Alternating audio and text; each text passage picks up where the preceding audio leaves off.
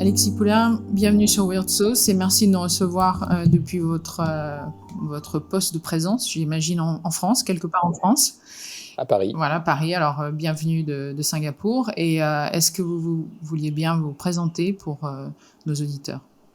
Oui, alors je suis Alexis Poulain, journaliste éditorialiste pour RT France et j'ai un média qui s'appelle Le Monde Moderne.media, où on parle beaucoup des sujets politiques et qui intéressent à la fois pour la présidentielle et les sujets de toutes les transitions, qu'elles soient économiques, écologiques, politiques et autres. Donc, vous avez fait un parcours de journaliste hein, avant de lancer ce que vous avez lancé et ce qui vous prend la vie à l'heure actuelle? Oui, alors j'ai un parcours d'abord une formation Sciences Po classique, après j'ai fait de la communication d'entreprise, j'ai travaillé pour des ONG comme Reporters sans frontières, et puis ensuite j'ai été spécialisé dans la presse européenne avec Euractiv où je traitais de sujets européens pour la France, et puis depuis quelques années journaliste indépendant et maintenant éditorialiste, comme je le disais, pour RT France et avec ce média indépendant, Le Monde Moderne, lancé il y a 4 ans maintenant. D'accord, alors dressez-nous un petit peu parce que bon, enfin moi je suis basée à Singapour depuis 19 mois malheureusement sans voyage. Donc peignez-nous un petit peu la situation pour les gens, les quelques rares humains qui n'ont pas une connexion internet et qui ne savent pas qu'on est dans une pandémie. Dressez-nous un petit peu la situation telle que vous la vivez à l'heure actuelle et en France. Et dans quelle mesure elle a un rapport immédiat avec ce que vous faites? Alors, en France, il faut voir que depuis mars 2020, c'est le président Emmanuel Macron qui décide de tout seul lors de conseils de défense à huis clos, hein, où tout est sous le sceau du secret défense, avec un conseil stratégique de gens choisis autour de lui, et il a décidé à peu près tout et son contraire. En quelques mois, on a entendu beaucoup de mensonges, beaucoup d'approximations, les masques ne servaient à rien, les gestes barrières non plus, et puis après, le tout vaccinal est arrivé, et puis à chaque fois, on a l'impression qu'il découvre quelque chose. Alors, son entourage le traite comme un roi, c'est le principe de la Ve République poussé à son paroxysme avec Emmanuel Macron. On parlait de lui comme l'épidémiologiste de génie, hein. Il lisait la presse en anglais, il était capable de lire la presse scientifique et de comprendre tout sur ce virus. On a vu qu'il ne comprenait pas tout, ça c'est mon chat qu'on voit souvent dans mes streams. Et en France, alors ce qui se passe, c'était un journaliste allemand qui avait parlé d'Absurdistan autoritaire. Pour parler de la gestion de la crise sanitaire par Emmanuel Macron, c'est-à-dire que des lois absurdes comme les autorisations de sortie, tout ça aidé avec des cabinets de conseil comme McKinsey et d'autres, hein, qui ont créé toute cette stratégie d'ingénierie sociale pour pousser les gens à faire n'importe quoi, pour les mettre dans une stratégie de peur, d'enfermement, pour arriver à en faire ce qu'on veut finalement. Et c'est ce qu'on voit aujourd'hui, c'est-à-dire des gens qui sont heureux de se faire traiter comme du bétail, de se faire flasher leur QR code pour aller simplement boire un café en terrasse. Pour moi, c'est proprement inacceptable, invivable, pour de nombreux Français également, mais on a l'impression que grâce à le barrage médiatique, les sondages, aussi la progressivité, hein, c'est ce principe de la grenouille dans la marmite d'eau bouillante, c'est-à-dire qu'on a chauffé petit à petit, on a commencé avec les autorisations de sortie, les amendes, hein, pour les gens qui osaient aller sur la plage lors du premier confinement, et petit à petit, les gens ont accepté l'inacceptable en disant qu'il fallait faire ça parce que sans ça, c'était une catastrophe, un cataclysme sanitaire qui allait nous tomber dessus. On voit que confinement, masque, gestes barrières, vaccins, tout ça ne sert à rien, le Covid est toujours là. Le problème, c'est le système de santé essoufflé, le fait aussi de ne pas avoir voulu essayer des traitements précoces, de faire de la recherche, puisque la recherche manquait de moyens, et donc on a simplement acheté aux premiers vendeurs venus, Pfizer, Moderna, les labos qui ont promis monts et merveilles, avec des vaccins à 95% d'efficacité, qui aujourd'hui, on le voit, sont à moins de 42% d'efficacité en réalité, mais c'est pas grave, les contrats ont été passés, c'est des milliards qui sont en jeu, et maintenant il faut absolument obéir à ce plan qui encore une fois n'est même pas issu, hein, du gouvernement, qui ne gouverne plus, mais qui fait que la courroie de transmission avec ces cabinets de conseil qui sont pieds et poings liés avec les intérêts de la finance, puisque les big pharma, les labos aujourd'hui sont d'abord et avant tout des entreprises financières qui ont l'œil rivé sur le cours de l'action dans les bourses et les places de marché mondiales. Alors, on va faire un petit retour en arrière sur le tout début de 2020 pour vous, parce que j'imagine que c'est relativement différent d'un pays à l'autre, selon les médias qui sont dominants et selon la situation géographique. Par exemple, pour nous, 2020, le tout début 2020, c'était déjà, les masques et cetera. Il y avait puisqu'avec la proximité de la Chine et puis nous, on avait eu le SARS 1 déjà, donc on était déjà très très rodés sur un certain nombre de choses, en particulier le contrôle des frontières. Donc, dites-nous, en tant que Français qui était en France au tout début de 2020, est-ce que vous avez eu peur personnellement? Est-ce que votre état d'esprit a changé au fur et à mesure des choses? Est-ce que vous voyez la différence entre maintenant et il y a 18 mois? Qu'est-ce qui s'est passé entre ces 18 mois-là? Oui, je crois qu'il y a une connaissance à la fois du virus, hein. Au début, on a entendu tout et n'importe quoi. Notre ministre de la Santé, Agnès Buzyn, hein, qui disait que le virus n'arriverait pas sur le territoire national. On a mis des affiches dans les aéroports, on a rapatrié le virus à peu près de partout. Et puis après, il y a eu la négation, hein, la grippette, le fait que c'était finalement sans danger. Puis après, c'était un virus qui était pas présent partout, quasiment indestructible, donc il fallait rester chez soi. Donc il y a eu le premier confinement qui a été, je crois, extrêmement ravageur en termes de santé mentale. Où là les gens ont eu peur vraiment, parce qu'on s'est dit ah là là, sortir avec ce virus qui tue, qu'est-ce qui va se passer? Et à l'époque les traitements étaient assez sauvages puisqu'on intubait directement, il n'y avait pas de traitement avec les antiviraux mononucléaux ou d'autres qui maintenant marchent, hein, l'oxygénothérapie. On intubait directement les malades qui finalement tombaient dans le coma et décédaient puisque le corps lâchait. Donc le corps médical a appris ce qu'était ce virus. D'ailleurs, il faut se rappeler qu'à l'époque, on demandait aux soignants, hein, de travailler sans matériel, sans vaccin bien entendu, d'aller au travail même s'ils étaient cas contact ou malades. Et aujourd'hui, ces mêmes soignants sont montrés du doigt parce qu'ils refusent la vaccination obligatoire. Donc on est passé vraiment d'un monde à l'autre. Il y a eu beaucoup de mensonges, il y a eu beaucoup de manipulations, beaucoup d'à peu près, avec cette campagne de peur permanente. Ce qui reste depuis mars 2020, je crois, c'est l'enfermement dans une peur perpétuelle des populations, enfin particulièrement en France, avec ce qui s'est rajouté, et ça c'est la magie d'Emmanuel Macron, une division au sein des familles, une division au sein des cellules familiales, c'est-à-dire qu'on est rentré dans la psychologie des Français, on a fait en sorte de diviser davantage encore entre ceux qui étaient les rassuristes, ceux qui avaient peur de ce virus, et puis maintenant le vaccin permet également d'aller casser encore plus loin les liens déjà assez affaiblis, hein, de la sphère familiale, et on voit d'ailleurs Emmanuel Macron aujourd'hui met toute sa communication en direction de la jeunesse parce que je pense que c'est une population beaucoup plus poreuse à la propagande, beaucoup plus prête à accepter l'inacceptable parce qu'elle ne connaît pas le monde d'avant finalement, ou très peu, et elle préfère se vacciner pour avoir accès aux loisirs, etc., sans réfléchir à l'implication que ça donne, hein. Moi, pourquoi pas un vaccin s'il fonctionne, s'il permet de limiter la pandémie, c'est ce qui paraît marcher, hein, c'est ce qu'on nous dit.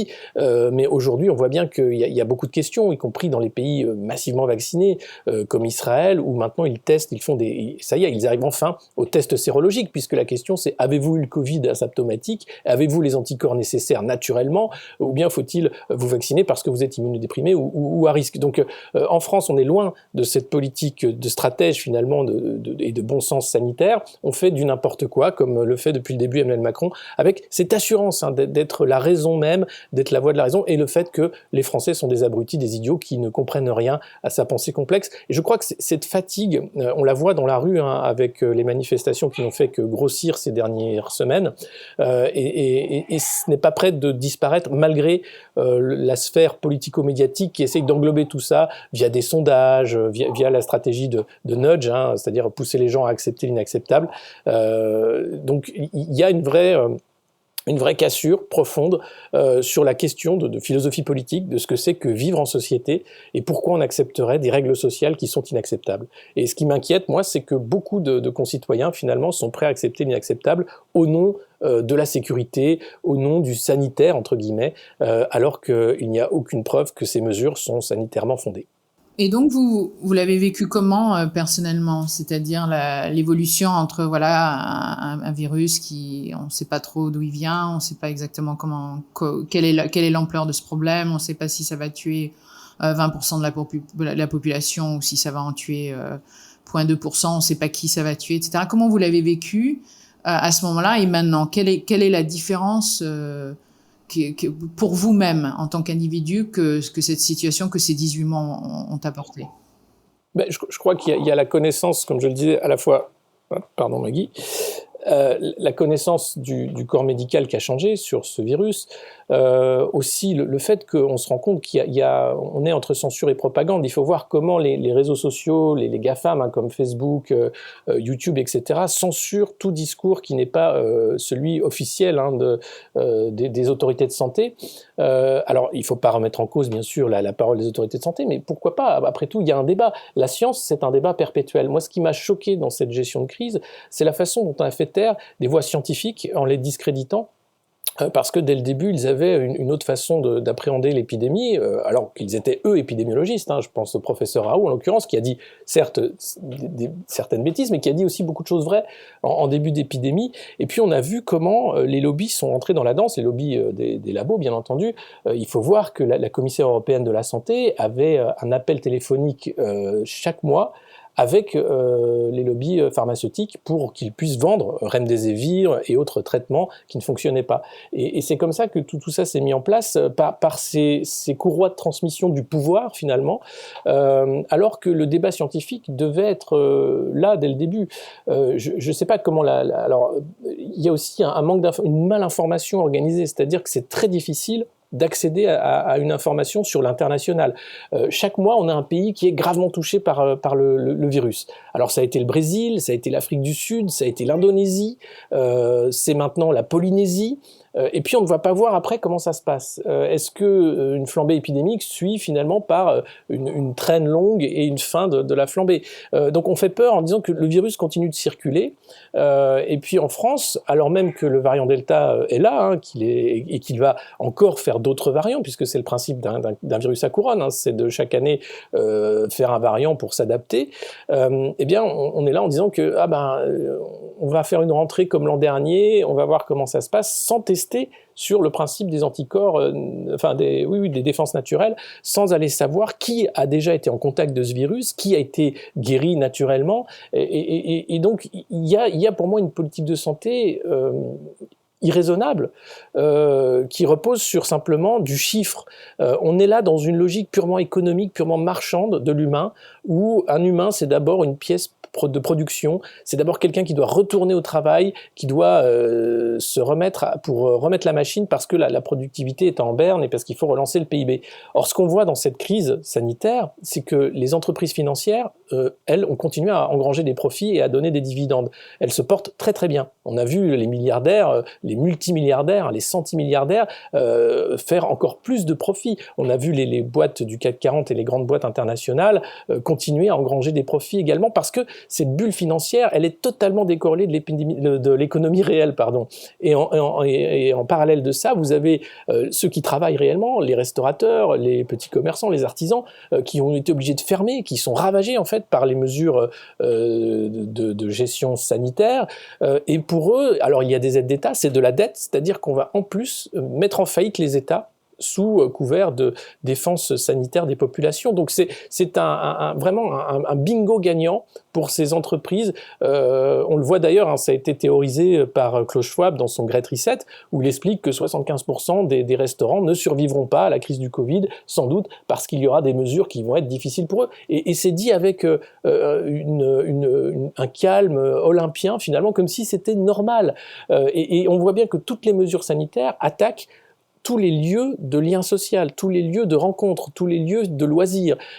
Pour prendre les transports, aucun problème. Pour aller au travail, aucun problème. Pour être productif, aucun problème. Le QR code, je le rappelle, c'est une invention japonaise pour tracer les pièces de l'industrie automobile sur les chaînes de production. Aujourd'hui, on veut que les humains aient aussi leur QR code pour pouvoir aller, comme je le disais, prendre un café en terrasse ou aller au cinéma. Et ça paraît normal à beaucoup trop de nos concitoyens.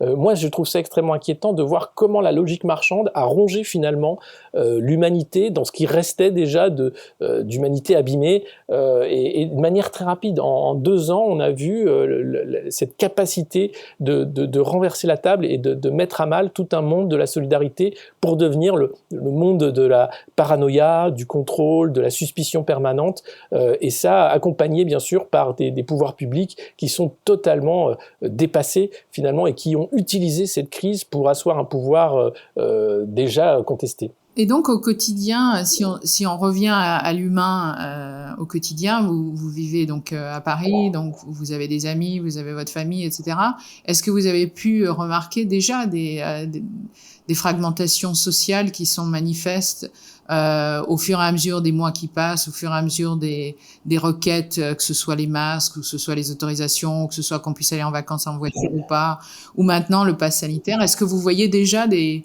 fragmentations immédiate?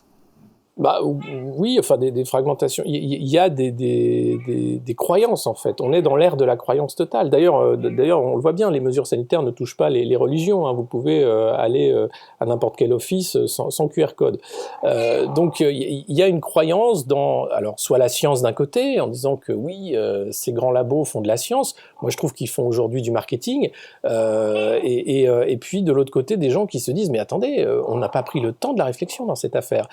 Tout est allé beaucoup trop vite. On a laissé tomber la question des traitements précoces. On a laissé tomber la question de l'origine du virus. On voit bien comment la Chine fait barrage pour ouvrir les portes du laboratoire P4, pour faire en sorte qu'on ne sache pas d'où vient ce virus. Au début, rappelez-vous, hein, les réseaux sociaux censuraient sur leur plateforme si vous osiez dire que le virus était d'origine humaine, enfin aurait été créé en laboratoire. Donc là, l'OMS est revenu sur ces déclarations. Facebook a dit ah ben finalement vous avez le droit de le dire maintenant, c'est formidable.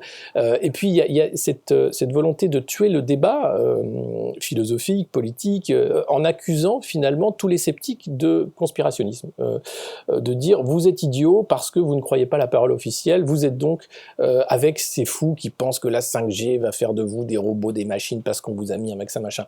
Non, moi alors je pense pas ça, mais je pense en revanche que l'absence de débat est symptomatique d'un monde qui va mal. Le fait de ne pas vouloir accepter le débat et censurer ou bien mettre en avant de la propagande. Enfin, aujourd'hui, quand vous allez sur Facebook, c'est insupportable. Vous n'avez que des annonces pour dire alors Covid machin, le centre de vaccination là, voilà ce que disent les autorités. Attention, ce post parle de Covid, êtes-vous sûr de vouloir le lire? Mark Zuckerberg est totalement fou. Sa plateforme est folle. Les gens doivent quitter Facebook.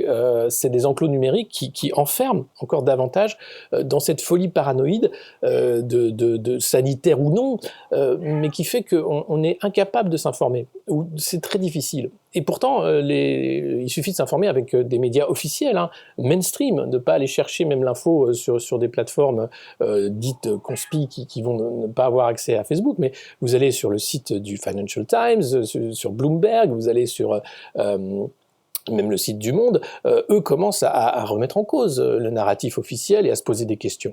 Alors bien sûr, il y a 6 mois de décalage, mais c'est aujourd'hui, ça y est, on peut officiellement se poser des questions sur l'origine du virus, sur l'efficacité vaccinale, sur la réponse finalement à ce virus et la suite à donner, sur la dangerosité du variant Delta. Bref, enfin, toutes ces questions-là qui sont interdites encore aujourd'hui en France. On voit bien que c'est très difficile hein, de ne serait-ce que mettre sur la table la question de la sérologie. Les médecins officiels vous regardent avec des yeux de poisson mort. Enfin, on a choisi de pas faire ça parce que vous comprenez bien qu'il faut faire une harmonisation au niveau européen. Bon, c'est de la technocratie, c'est de la bureaucratie, ce n'est pas de la santé, ce n'est pas de la gestion sanitaire. Et c'est ça qui m'effraie, c'est-à-dire qu'on est rentré dans une ère de bureaucratie numérique, de contrôle numérique, et ça n'inquiète personne. Et finalement, et vous êtes à proximité de la Chine, on voit bien les dangers de la citoyenneté à la chinoise, où chaque pan de la vie privée d'un individu n'est plus privé, et où l'État rentre au plus près de ce que vous êtes pour vous juger en bon ou mauvais citoyen. Un bon citoyen étant bien sûr un citoyen obéissant qui ne remet pas en cause la propagande d'État. Nous sommes dans des démocraties libérales. En démocratie libérale, le débat est au cœur même de la machine. Le fait de pouvoir remettre en cause la parole, et d'ailleurs vous êtes censuré a posteriori, hein, c'est les lois sur la liberté de la presse, c'est-à-dire que vous pouvez dire des choses, vous avez cette liberté-là, et le droit dira si vous êtes allé trop loin a posteriori. Aujourd'hui, on voit, avec La République En Marche, avec la majorité, avec Emmanuel Macron, qu'il veut mettre en place une censure a priori, c'est-à-dire que vous n'avez même plus le droit d'avoir une position contradictoire. Donc on est en train de quitter vraiment les piliers, les fondements des démocraties libérales.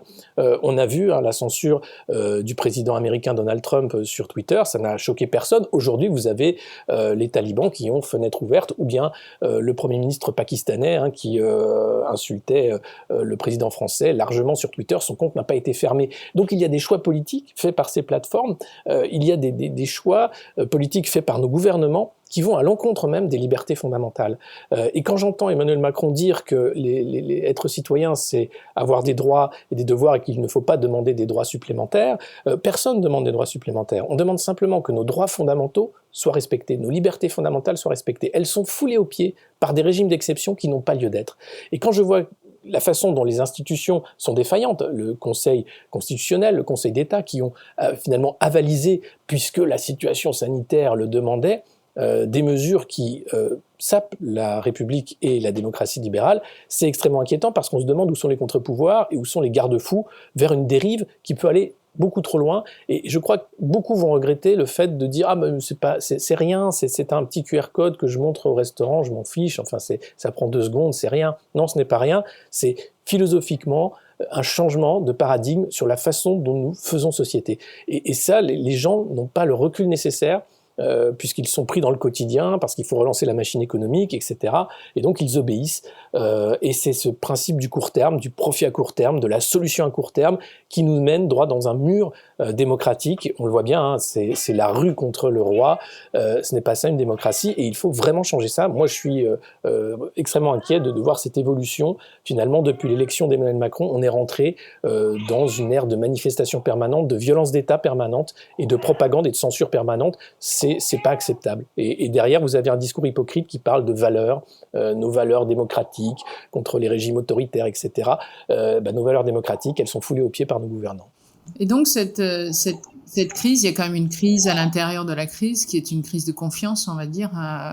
Confiance à l'égard des institutions, définitivement la politique, mais on voit bien qu'il y a eu aussi une crise par rapport à la science, c'est-à-dire que la science est devenue un outil très politisé, puisqu'il y a des scientifiques des 2 côtés, on va dire. Ouais, non, je crois que les gens ont découvert que la science n'était pas un bloc, en fait. Ça, c'était assez intéressant, c'est de se rendre compte que la science, c'est aussi une discipline contradictoire. Vous avez autant d'avis médicaux qu'il y a de médecins. Il n'y a pas un avis qui doit être celui qui va. Alors, évidemment, on avance et on a des faits scientifiques. Il y a les lois de la physique, il y a les lois biologiques, etc., qui fait qu'on sait comment traiter des maladies. Mais là, dans ce cas particulier, on a voulu tuer le débat scientifique, justement, et dire que on a vu les faux et usages de faux dans les publications scientifiques pour faire croire que des études étaient les mauvaises ou les bonnes. On a discrédité comme ça les traitements précoces en disant que ça servait à rien d'aller chercher dans ce sens-là, puisque vous aviez des grands labos qui travaillaient sur des vaccins et qui promettaient 95% d'efficacité sur la base d'études fallacieuses également, qui peuvent être remises en cause. Mais la remise en cause, finalement, elle a été empêchée par le poids du pouvoir, finalement, des pouvoirs publics, aidés en ça par les lobbies en disant c'est la seule solution, c'est la solution de court terme, donc il faut se précipiter dans cette solution de court terme, parce qu'on n'a pas le temps d'autre chose. Mais les populations ont découvert combien la science était sujette à débat, combien être scientifique, c'était aussi douter, c'était se poser des questions, c'était chercher. Or, on n'a pas le temps de la recherche. Dans cette crise du coronavirus, on a l'impression que la recherche, finalement, on a récupéré ce truc qui a 20 ans, qui est l'ARN messager, pour le repackager en vaccin, et on a dit c'est génial, parce qu'avec ça, on peut faire un truc sur la protéine spike, c'est super, regardez, c'est super, ça marche super bien, selon les études des labos, encore une fois, mais je crois que c'est pas ça la science. Là, on a affaire à du marketing. On a affaire à l'équivalent des vendeurs d'élixirs au Far West, qui promettaient monts et merveilles dans leur caravane itinérante. En réalité, les avancées scientifiques, elles se font d'ailleurs plutôt de manière seule, plutôt à l'encontre des autorités scientifiques, que ce soit la révolution copernicienne, que ce soit Galilée, la façon dont on a fait les premières grandes révolutions scientifiques, Pasteur aussi, seul contre tous. Et là, on a finalement l'opposé. On a une science dévoyée par le marketing pharmaceutique qui vend un produit en disant voilà, on a la solution, on allait super vite parce qu'on a eu des milliards d'argent public et on va vous vendre ça des milliards. Et en plus, on va refuser que les brevets deviennent publics, alors que l'idée, ce serait de vacciner toute la population mondiale si on était sérieux, et si ça fonctionnait, et si on voulait aller vite.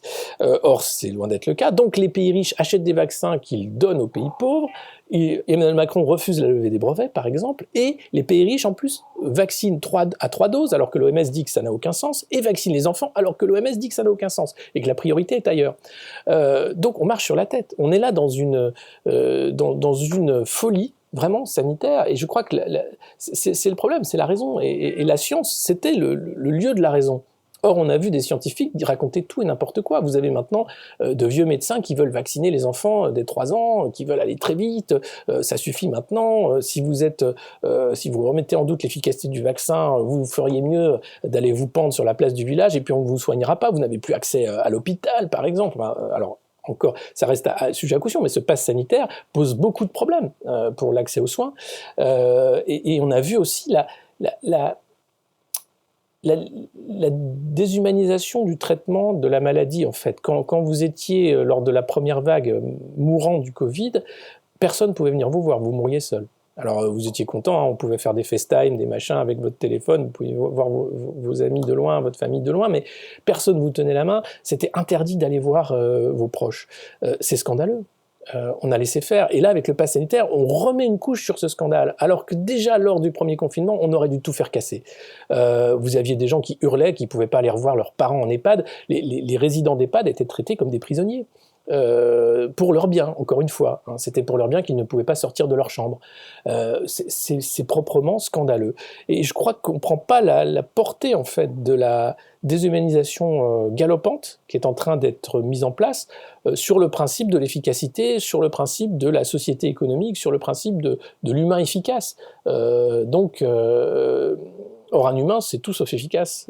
C'est plutôt inefficace, c'est peu sûr, c'est fragile, c'est créatif aussi, ça doute. Bref, c'est tout sauf une pièce de rouage qu'on va lancer dans une chaîne de production. Et c'est ça qui m'inquiète, c'est de voir comment la machine néolibérale est capable finalement d'imprimer les esprits et de faire en sorte que les gens acceptent l'inacceptable et se détachent de la société humaine. Et c'est en ça que c'est pour moi un vrai danger et que j'essaye avec d'autres d'alerter sur ce danger de la technicité. Jacques Ellul le faisait en son temps, hein, c'est pas nouveau, hein, ou Bouvresse qui parlait du mythe du progrès. On est en plein là-dedans parce qu'on a affaire à des gens qui sont acculturés. Hein, notre majorité politique actuelle sont des gens qui n'ont pas de philosophie politique finalement, qui sont des opportunistes, des coquilles vides, incapables de prendre la pensée dominante pour en faire un outil de prise du pouvoir, et qui n'ont pas de vision philosophique. On nous a vendu Emmanuel Macron comme le président philosophe, il est tout sauf philosophe. Il est le président de la violence pour moi, et il le montre encore dans sa gestion autoritaire du Covid. Et donc, l'objectif que vous vous êtes donné, c'est un objectif d'éducation, un objectif de je tiendrai jusqu'au bout, je dirai ce que j'ai à dire jusqu'au bout. L'objectif pour vous, c'est quoi ? Mais non, c'est de faire son métier. Quand on est journaliste, on a un devoir de critique sociale. C'est Jaurès qui le disait, on ne doit pas prendre la parole officielle pour argent comptant. Un journaliste, c'est celui qui permet justement d'être informé, d'aller chercher les faits, de les vérifier, et de montrer que derrière les discours, qui sont les premiers pourvoyeurs de fake news, sont les États. Hein. Ce n'est pas autre chose que les pouvoirs publics qui font soit des campagnes de désinformation, soit de la propagande, qu'on appelle maintenant communication politique, mais ça n'a pas changé. Donc le devoir d'un journaliste, c'est celui-là, c'est d'être honnête, et c'est de faire son travail avec les moyens qui sont les siens, c'est-à-dire le temps de la recherche, le temps de la lecture, le temps de l'information, des rencontres, des interviews, et aller voir où est finalement l'information, dans cette malinformation organisée. Donc je fais ça simplement par conscience professionnelle, on va dire. C'est ce que devraient faire tous les journalistes. Et on a plutôt affaire à des gens qui vont faire, alors vous avez maintenant tous ces correcteurs de fake news, hein, les décodeurs de l'info, etc., qui vont remettre une couche sur la parole officielle en disant que si vous avez pensé qu'il fallait mettre ça en cause, attention, c'est parce que vous avez mal lu les chiffres, parce qu'en réalité, il fallait les lire comme ça, les chiffres, donc comprenez bien que c'est maintenant comme ça qu'il faut penser, puisque tout va bien. Mais si vous cherchez l'info à l'international, et malheureusement, je ne parle pas assez de langue pour aller chercher l'info sur tous les médias officiels à l'international, vous voyez que c'est très différent d'un pays à l'autre. Cette gestion n'a rien à voir. Je vais parler à un média suédois cette semaine. La Suède a géré tout à fait différemment cette crise sanitaire.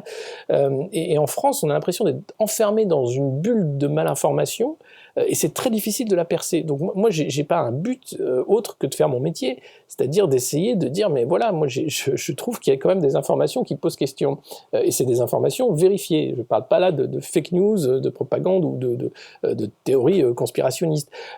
Donc si vous regardez les faits, ces faits-là posent question. Et si vous êtes journaliste, vous devez aller chercher pourquoi ce fait-là n'est pas finalement mis en rapport avec le reste des informations qu'on nous donne à voir au JT ou sur les chaînes d'infos en continu. Donc c'est simplement un travail normal, je dirais, de journaliste.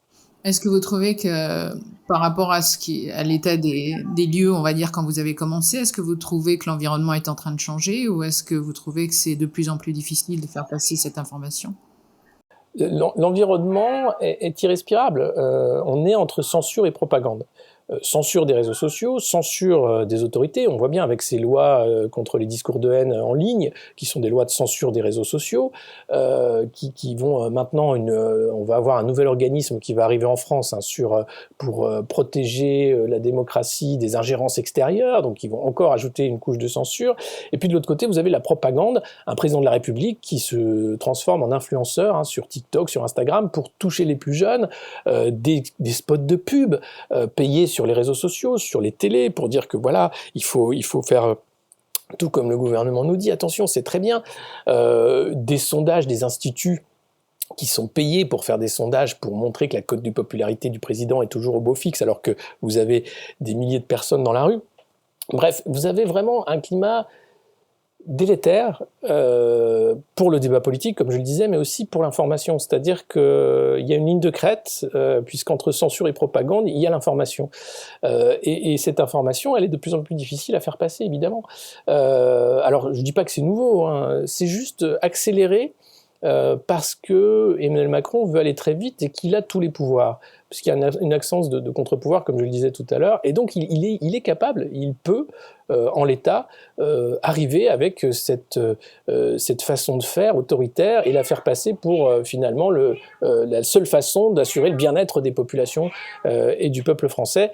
Il n'en est rien, évidemment, et je crois que derrière, vous voyez que le débat politique même est assez apathique, puisqu'il y a eu quasiment pas de débat parlementaire sur le pass sanitaire. Ça a été expédié en une dizaine de jours, avant les vacances des parlementaires, pour être sûr que, allez, pour l'été, on aurait le pass sanitaire pour la rentrée, et que les autorités ne pourraient pas être responsables de la prochaine flambée épidémique. Ce sera bien la faute des Français qui ne se sont pas fait vacciner assez vite. C'est à peu près ça, je pense, le plan. Voilà, aujourd'hui, je trouve inacceptable le poids qu'ont pris les réseaux sociaux dans l'information, la façon dont ils censurent à foison les paroles dissidentes ou autres, hein, et la difficulté de s'informer. Et ça, c'est pas normal en réalité, puisque une base d'un débat éclairé, d'une démocratie libérale, c'est justement l'accès à l'information éclairée du citoyen, pour pouvoir choisir politiquement, mais aussi pour pouvoir se faire un avis. Or, aujourd'hui, on voit que cet avis éclairé, il est empêché, il est rendu difficile, pas par des lois, d'abord, de censure a priori, comme je le disais, et par une malinformation organisée par paresse ou par facilité, ou simplement pour ne pas déplaire à un pouvoir politique qui a besoin d'une propagande en temps de crise. Et donc, personnellement, ça vous le vivez comment? Est-ce que vous trouvez ça, j'imagine que c'est très intense, que ça produit des réponses dans votre entourage qui sont probablement aussi très intenses, et que c'est un combat qui n'est pas fini, on ne sait pas exactement si c'est le milieu, on sait que c'est pas le début, mais on sait aussi que c'est pas la fin. Donc je me demande personnellement, est-ce que vous avez Ça vous stresse? Est-ce que vous vous adaptez? Est-ce que vous pensez tout le temps? Est-ce que vous avez perdu du sommeil? Je sais qu'ici, au niveau médical, on a beaucoup de gens qui sont très, très stressés et qui ont eu des réponses physiologiques et cognitives très sérieuses, non pas directement parce qu'ils sont tombés malades, mais directement par les conséquences, par exemple, des lockdowns, Ouais, etc. bien sûr. Donc vous le vivez personnellement, est-ce que cette demande d'énergie, est-ce que cette demande d'implication personnelle, est-ce qu'elle a eu un coût physiologique ou est-ce qu'elle a un coût physiologique? Non, je crois pas, parce que comme je le disais, je fais mon travail, donc c'est pas un engagement particulier. C'est terrible de se dire que c'est vu comme un engagement. C'est-à-dire, ce qui est terrible, c'est de voir les messages de soutien, de merci, de dire heureusement vous pouvez prendre la parole, etc. C'est juste normal. Ce qui est grave, c'est de voir que pour beaucoup, c'est devenu quelque chose de courageux ou d'anormal ou un engagement.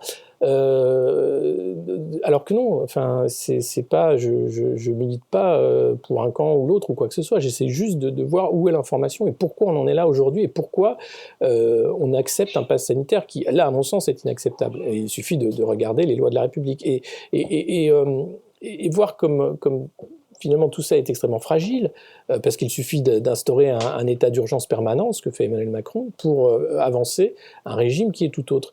Et donc, dans ce nouveau régime, justement, on a encore la liberté de parole, jusqu'à nouvel ordre.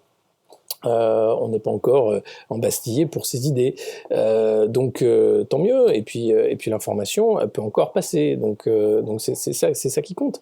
Alors il faut évidemment trouver des marges, voir comment on peut faire, mais c'est pas un engagement particulier, quoi. Je veux dire, pour moi c'est normal. Donc il n'y a pas de fatigue. Par contre, oui, je vois la fatigue sur les soignants qui, eux, n'en peuvent plus de la façon dont ils ont été traités par ce ministre de la Santé, par ce gouvernement, par les autorités sanitaires. C'est-à-dire, je le disais, première vague, allez travailler même malade, vous n'avez pas de protection mais c'est pas grave, il faut y aller. Et puis aujourd'hui, si jamais vous refusez la vaccination obligatoire, vous êtes simplement un ennemi de l'intérieur. Donc beaucoup de soignants aujourd'hui sont en burn-out, sont démissionnés, on le voit, hein. Le plan blanc a été mis en place dans une région française, alors je ne sais plus exactement laquelle, tout simplement parce qu'il y avait trop de soignants qui étaient en arrêt maladie. Voilà. Donc le système de santé est en surchauffe, il est en burn-out. Quand vous allez à l'hôpital, vous voyez l'état de l'hôpital, hein, les murs qui sont délabrés, le manque de moyens, des personnels aux urgences qui sont rincés. D'ailleurs, nombreuses urgences qui ont fermé cet été par manque de personnel. Donc le vrai problème, il est là. C'est-à-dire que depuis des années, l'État s'est désengagé finalement des fonctions régaliennes, des fonctions de l'État social, que ce soit sur la santé, l'éducation, pour mettre le paquet sur la sécurité. On voit encore l'augmentation de moyens pour la police, les policiers qui n'ont pas obligation vaccinale. Pourquoi ? Pour éviter une fronde, parce que le pouvoir repose sur la violence, enfin pas la violence, mais le bras armé, la police, qui va pousser les gens à accepter l'inacceptable, sur ordre. Donc ça tient à rien tout ça. Et ce qui est terrible, c'est que ceux qui font tenir le système, les soignants à bout de souffle, les juges qui n'ont pas de moyens, les policiers qui font un bon boulot mais qui n'en peuvent plus parce qu'ils voient très bien qu'ils ne sont pas là où il faut, ces gens-là n'en peuvent plus. Et ils ne sont pas aidés par le ministère de tutelle. Au contraire, ils sont systématiquement montrés du doigt. Vous savez que la plupart des procédures disciplinaires qui ont été mises en place dans la police sont pour refus d'obéir. C'est-à-dire c'est les policiers qui ont refusé d'obéir qui ont été sanctionnés, pas ceux qui ont eu des propos racistes, pas ceux qui ont fait des violences, etc.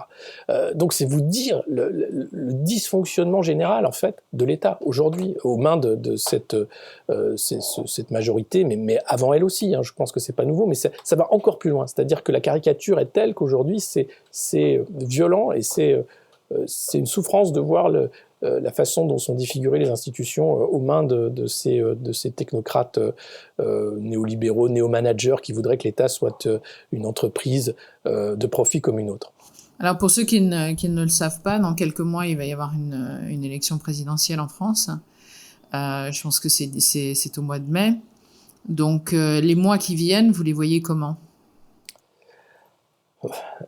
Mais on va avoir d'un côté la sphère politique classique. On a déjà les universités d'été de plusieurs partis qui se mettent en place. Les déclarations de candidature, classiques également. On a Valérie Pécresse, Xavier Bertrand qui sont déclarés, Jean-Luc Mélenchon, Arnaud Montebourg qui va se déclarer. Tout ça reste dans la sphère politique compréhensible, classique. Et puis de l'autre côté, je pense qu'on va avoir des surprises, notamment sur ce mouvement anti-pass sanitaire qui pourrait déboucher sur une nouvelle mouvance populiste, on va dire, hein, ou comme on a vu le mouvement 5 étoiles en Italie, et déboucher sur une nouvelle offre politique. Alors anti-système, comme on dit, etc., puisque aujourd'hui, vous avez quelqu'un comme Marine Le Pen qui n'est plus du tout anti-système, c'est avoué. Et donc la vraie question, c'est comment va se faire le jeu démocratique avec ce nombre de Français grandissant qui choisit de ne pas voter parce que dégoûté finalement du personnel politique, qui n'est jamais responsable, qui ne montre pas l'exemple. Hein. On voit, vous avez plusieurs ministres mis en examen actuellement dans le gouvernement Macron. C'est quand même assez inédit. Un ministre de la Justice mis en examen. On voit pas ça dans une démocratie qui va bien. On est quasiment dans une république bananière. C'est quelque chose d'extrêmement caricatural, je le disais, et inacceptable pour quelqu'un qui attend la justice sociale, qui attend un peu de justice de la part des institutions et de la part de ceux qui sont garants de ces institutions. Or, c'est l'injustice à tous les étages.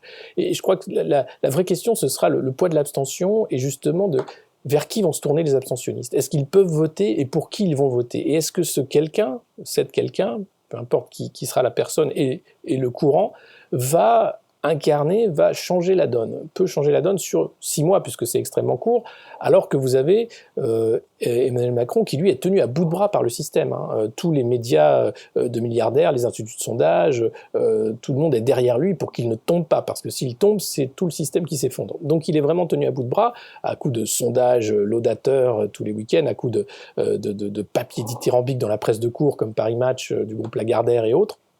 Et donc, c'est très difficile d'avoir un débat à part égale, finalement, où vous avez les oppositions qui ont assez de voix, et puis on a une candidature comme celle d'Éric Zemmour qui va permettre de phagocyter l'univers médiatique, puisque lui va siphonner des voix à Marine Le Pen et va jouer en double avec Emmanuel Macron pour que Macron puisse faire une campagne à l'extrême droite sans l'assumer. Donc tout ça, c'est vraiment... moi, je vois une campagne qui va être assez brouillonne, loin des sujets politiques de fond, qui sont là la crise sanitaire bien sûr, mais la crise écologique, la justice fiscale, la justice sociale.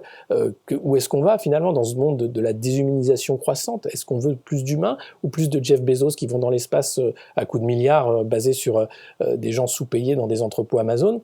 Ces questions-là, elles sont systématiquement éludées, particulièrement en France où en plus on a un problème avec la question de laïcité et où tout le débat, l'alpha et l'oméga, se fait sur le religieux. Hein. Vous savez, c'est l'islam, la peur de l'islam, le fait qu'aujourd'hui nous perdons la culture française, etc. Et donc, alors ça permet de faire de l'audience, mais c'est un débat qui est loin, alors qui est un débat à avoir évidemment, pourquoi pas, mais qui est loin aussi des grands débats de fond, de philosophie politique sur le modèle de société, la solidarité, la République sociale, où est-ce qu'on va, qu'est-ce qu'on va faire de nos enfants, la qualité de l'éducation, l'instruction. Aujourd'hui, cette question n'est même pas posée.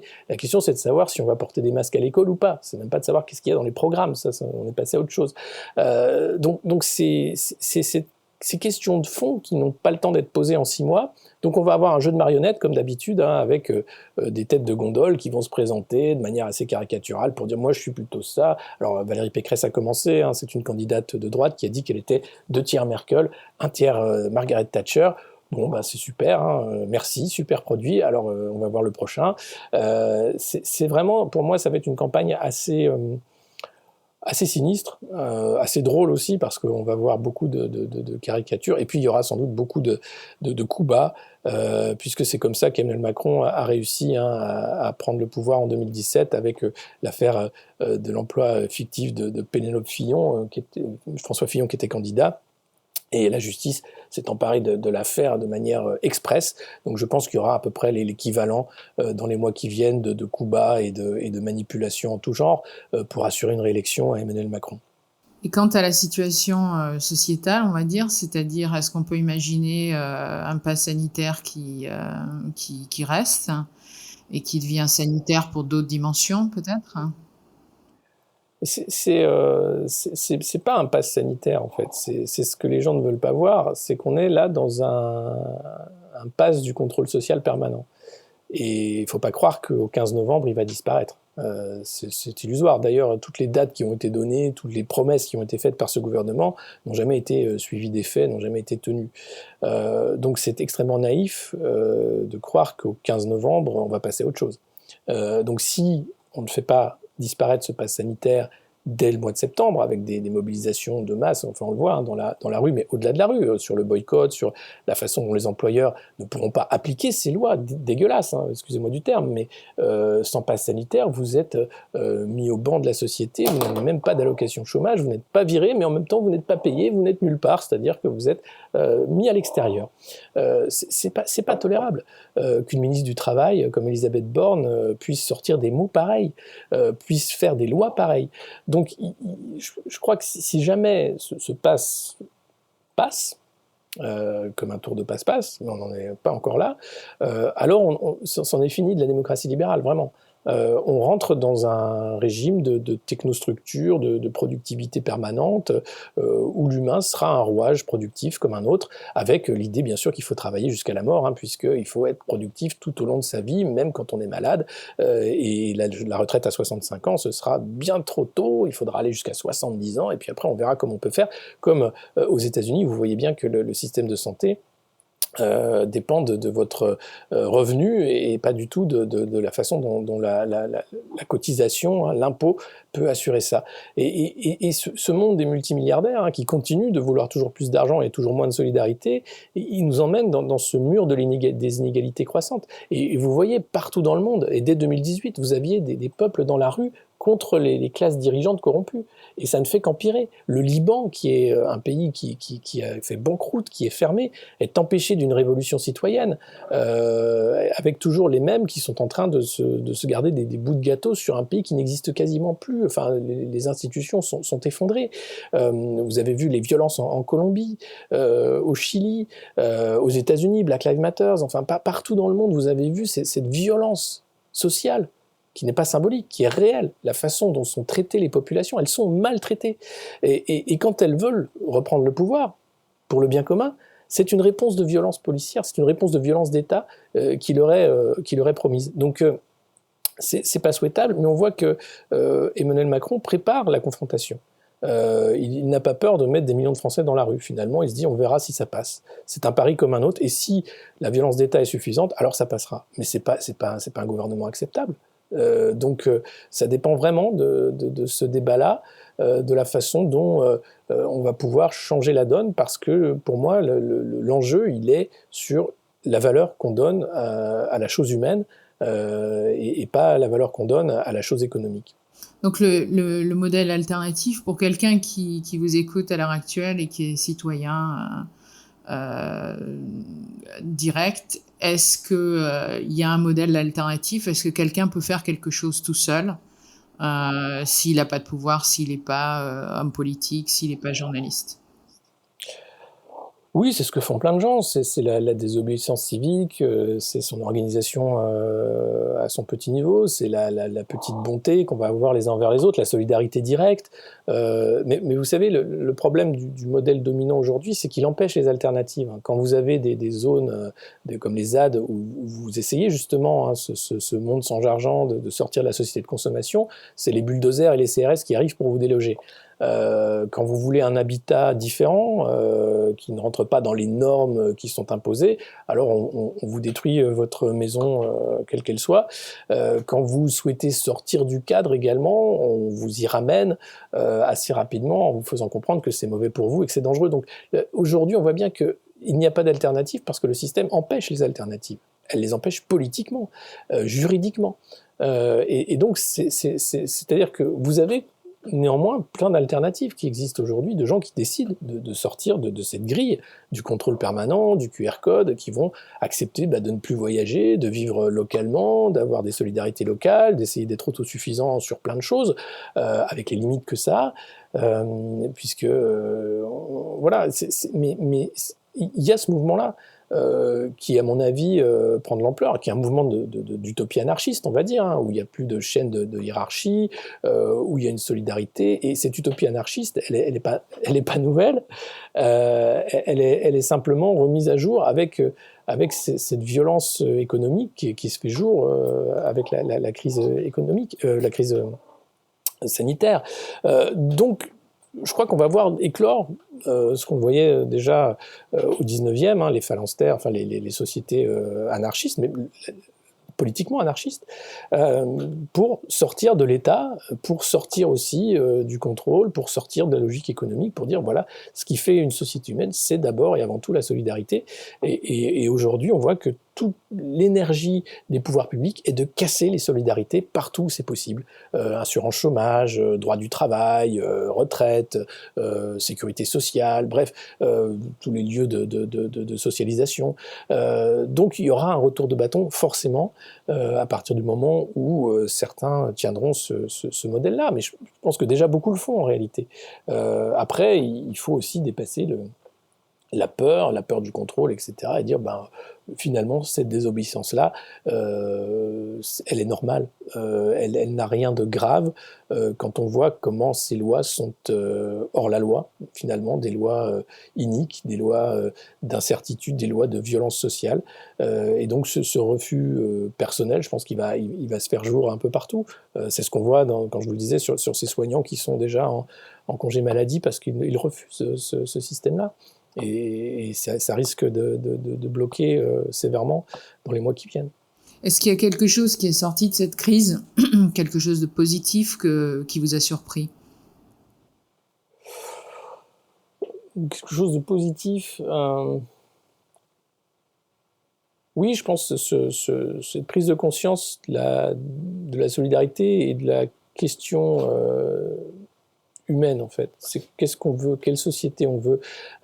Lors du premier confinement en France, il était beaucoup question du monde d'après. Alors, les gens se sont arrêtés et ils se sont dit puisqu'on s'arrête, c'est le moment de réfléchir au monde d'après. Et là, vous aviez ces idées sur l'utopie anarchiste, sur la façon dont on devait faire un monde, sortir de la productivité à court terme, sortir de la logique d'extraction, écocide, bref, etc., à amener un nouveau monde plus harmonieux, plus solidaire. Tout ça a été mis à la poubelle très rapidement. Comme si cette réflexion n'avait pas lieu d'être. Encore une fois, parce que la pensée dominante néolibérale, internationale, ne veut pas d'alternative. Et c'est plutôt la proposition du Great Reset de Klaus Schwab qui est mis en place, c'est-à-dire révolution numérique, révolution écologique, tout ça avec des GAFAM, avec de moins en moins de physique, avec des gens qui vont être de plus en plus atomisés, avec tout qui va passer par la transmission numérique. C'est ce modèle-là qu'on est en train de mettre en place, qu'on le veuille ou non. Mais le modèle des solidarités, il va aussi se mettre en place, je pense, parce que c'est invivable, en fait. Le monde de Klaus Schwab, il est invivable. C'est un monde sans humains. Donc, certes, quand il n'y aura plus d'humains, ça fonctionnera très bien, avec des Tesla bots qui feront le travail pour des gens dans des yachts très loin, qui vont s'amuser, et ils seront 3. Or, on n'est que plusieurs milliards et on a besoin de solidarité. Donc, je pense qu'il y aura une réponse, mais on voit bien comment, voilà, même la pensée utopiste, même la réappropriation des imaginaires est empêchée par le système qui veut vous remettre dans la logique productiviste d'avant, et de manière encore plus violente. C'est-à-dire que vous n'avez même plus droit au divertissement, au loisir, c'est même quelque chose maintenant de l'ordre du luxe. Il va falloir payer beaucoup de sa personne pour relancer la machine. On va sans doute nous dire, voilà, si vous êtes patriote, il va falloir comprendre qu'il va falloir une semaine de vacances en moins. C'est la moindre des choses. Il faut relancer la productivité, vous comprenez. Je pense qu'on va aller très loin dans l'obscénité de la logique économique. Et c'est en ça qu'il faut prendre le temps de la réflexion, qu'il faut prendre le temps aussi de la rencontre, de tisser ces solidarités. Et s'il y a voilà, le côté positif, c'est ces rencontres-là, ces nouvelles solidarités, le fait que ceux qui refusent le monde promis par Davos se rencontrent et qu'on recrée un forum social, comme il y avait déjà eu, mais de manière virtuelle, sur d'autres thèmes, mais on reprend la thématique du forum social qui était l'anti-Davos à l'époque, l'anti-G7, pour dire qu'une autre mondialisation était possible. Et je pense que c'est ça qui peut sortir de là, c'est qu'une autre mondialisation est possible et nous n'avons pas à tous devenir des satellites de l'Empire chinois. Et avant qu'on conclue cette conversation, j'aimerais vous poser juste une question par rapport à la position de la France dans le reste de l'Europe. Est-ce que vous avez parlé brièvement de la Suède? Est-ce que vous avez des modèles européens de pays qui n'ont pas suivi ou qui ne veulent pas suivre, ou peut-être leur approche de cette crise a été vraiment très différente de ce qu'a fait la France. Et donc, quelle est la position de la France par rapport à l'Europe dans cette situation-là qui n'est pas directement nationale? Oui, alors on a vu les balbutiements de l'Union européenne au début de la crise, qui n'avait pas de prérogatives sanitaires, donc qui ne faisait rien. Ursula von der Leyen, la présidente du Conseil de la Commission européenne, qui donnait des petits messages de soutien aux Italiens depuis Bruxelles, très très loin, sans qu'il y ait de solidarité européenne qui se fasse jour, alors que l'Italie était le premier pays touché gravement par le virus. Donc il y a eu des réponses comme d'habitude, c'est la compétition, la compétitivité qui primait, puis ça a été la danse des lobbies autour des commissaires européens qui a permis l'achat de ces vaccins Pfizer, Moderna et AstraZeneca. Et aujourd'hui, sur la gestion de crise, c'est encore une fois dans cette malinformation dominante, c'est-à-dire qu'on a très peu d'infos sur comment gèrent les autres pays européens. Alors on en a un peu coup par coup sur le Portugal, l'Espagne, l'Italie, on voit qu'ils essayent aussi le pass sanitaire. La Belgique, on a vu des scènes folles en Belgique où les policiers chargeaient à cheval des jeunes qui se réunissaient dans un parc, où la violence était là encore sans nom, violence d'État imposée. On a vu en Allemagne, pareil, les scènes sont les mêmes partout, c'est-à-dire que vous avez des policiers utilisés pour imposer une violence d'État à des populations qui refusent des lois liberticides, qui n'ont rien de sanitaire encore une fois. Et ça, c'est partout. Et ça devrait poser question quand même, en se disant, mais il y a vraiment un truc qui ne va pas. Et puis, vous avez d'autres pays qui n'ont pas du tout géré la crise de cette façon-là, qui font comme si elle n'existait quasiment pas. Anciens pays de l'Est, nouveaux arrivés en Europe, Albanie ou autres. Alors, c'est des pays aussi où l'État est faible et où il n'y a pas de capacité de faire une politique technocratique, bureaucratique, où on est très fier de pouvoir envoyer des vaccins aux quatre coins du territoire et de dire, regardez, on a tant de pourcentage de la population vaccinée. Donc, là où il n'y a pas de moyens, on fait avec des bouts de ficelle et on dit bon finalement on fait comme si tout allait bien. Et donc c'est très disparate d'un pays à l'autre. Alors l'idée de la Commission européenne c'est d'imposer un passeport vaccinal. Et ça, c'était un projet qui était dans les cartons dès 2018, avant la crise du Covid. Et donc on voit bien que maintenant toute la logique bureaucratique de Bruxelles est d'imposer ce passeport vaccinal à tous les États membres. Et donc, c'est pas du tout une logique sanitaire, c'est encore une fois une logique de contrôle bureaucratique des populations, sous couvert, bien sûr, des valeurs européennes de libre circulation des personnes et des marchandises. On en est loin. On a vu Schengen remis en question. Et ça, la Commission avait beau taper du poing sur la table, l'Allemagne a fermé ses frontières. La France n'a pas voulu, a mis du temps à comprendre, mais l'Allemagne a immédiatement fermé ses frontières. Ça a été le cas d'autres pays. Donc on voit que voilà, cette magnifique machine bureaucratique d'un autre âge qui est la Commission européenne va se mettre en place pour imposer un nouvel outil de contrôle des flux, des personnes, des voyages via le passeport sanitaire, en disant voilà l'horizon 2021-2022 qui était celui du plan initial de 2018 va être dans les clous et on va harmoniser. C'est pour ça d'ailleurs qu'on ne parle pas de sérologie dans le pass sanitaire français. On va harmoniser ce truc qui va permettre davantage de traçabilité de nos chers concitoyens. Donc voilà, ça a été c'est encore une fois une réponse inadaptée à une crise qui demandait davantage de solidarité. Bon alors pour conclure cette conversation, j'aimerais bien avoir une dimension plus personnelle peut-être, et donc de partager avec nos auditeurs la sauce étrange ou la weird sauce de votre vie qui vous permet de tenir, de penser que c'est un combat c'est sûrement un combat qui va durer, donc il faut y mettre du sien. Il y a une expression en anglais qui dit skin in the game. Donc si vous avez skin in the game and soul in the game, heart in the game, comment est-ce que vous mettez tout ça en place pour avoir une lignée qui permet de tenir, parce qu'à mon avis ça va durer encore de longs mois. De longues années. Oui, non, mais tout simplement, il faut être...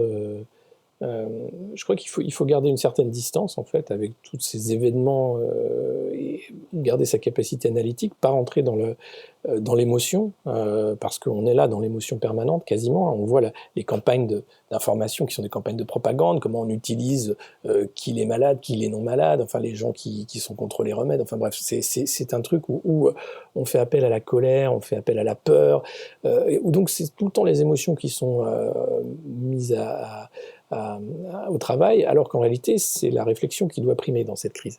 Donc garder cette distance-là, et puis qu'est-ce qui permet de garder cette distance? C'est l'humour aussi, c'est de ne pas prendre tout ça trop au sérieux. De se dire, mais attendez, c'est quand même n'importe quoi ce qui se passe.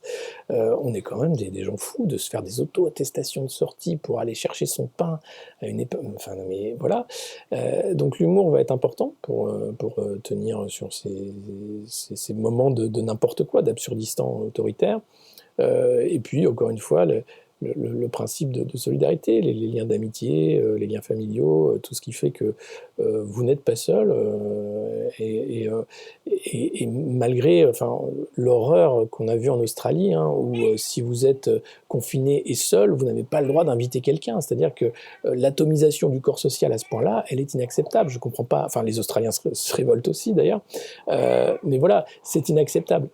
C'est inacceptable. Vous n'avez pas à rester enfermé chez vous parce que les autorités vous le réclament.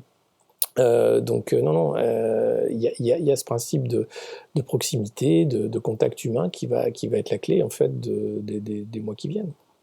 Alexis Poulain, merci encore d'avoir eu cette conversation avec nous. Nous vous souhaitons bien sûr toute la proximité, le network et l'humanité dont vous aurez sûrement besoin, et que ces mois et ces années qui arrivent soient plutôt positifs que négatifs par rapport aux prospects que vous nous en avez fait avec Non, mais je pense qu'il y aura des bonnes choses, hein, évidemment. Vous pouvez aussi prendre un chat. Voilà, un chat, vous l'avez entendu tout au long de ce podcast, il est là, il est collant. Mais... Absolument. Alors, merci encore, et on vous suivra sur le développement et particulièrement sur l'élection présidentielle à venir pour la France. Avec plaisir. Merci beaucoup. If this conversation stopped you in your track, share it with your network. You never know whose life you might change for the better. Thank you for listening. Stay curious about our next guest, and stay curious about life.